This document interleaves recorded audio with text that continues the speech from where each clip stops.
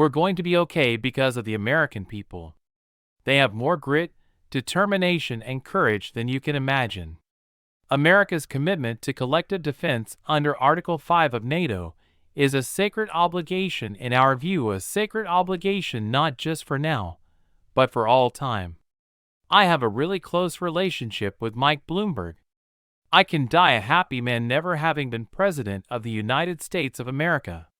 But it doesn't mean I won't run.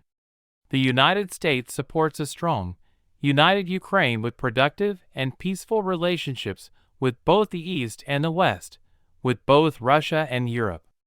One of the things I've never been accused of is not caring about people. Look, freedom is an overwhelming American notion. The idea that we want to see the world, the peoples of the world free, is something that all of us subscribe to. I didn't play soccer. I played that other football in grade school through college. We are America, second to none, and we own the finish line. Don't forget it. My father used to have an expression. He'd say, "Joey, a job is about a lot more than a paycheck. It's about your dignity. It's about respect. It's about your place in your community." No fundamental social change occurs merely because government acts. It's because civil society, the conscience of a country, begins to rise up and demand change. Give it a fair shot, give it a fair chance. Americans have never, ever let their country down. Never. Never. Ordinary people like us, who do extraordinary things.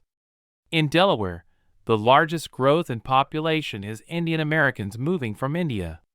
You cannot go to a 7-Eleven or a Dunkin' Donuts unless you have a slight Indian accent. I'm not joking. For too long in this society, we have celebrated unrestrained individualism over common community.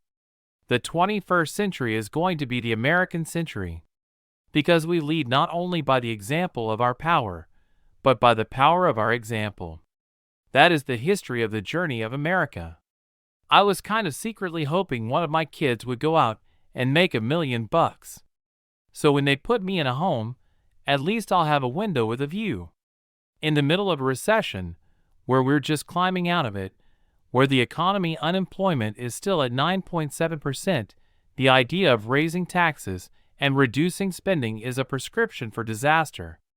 If you're in a confined aircraft, when one person sneezes, it goes all the way through the aircraft. On the way back from Mumbai to go meet with President Xi in China, I stopped in Singapore to meet with a guy named Lee Kuan Yew, who most foreign policy experts around the world say is the wisest man in the Orient. Let me tell you what I literally told every world leader I've met with, and I've met them all. It's never, never, never.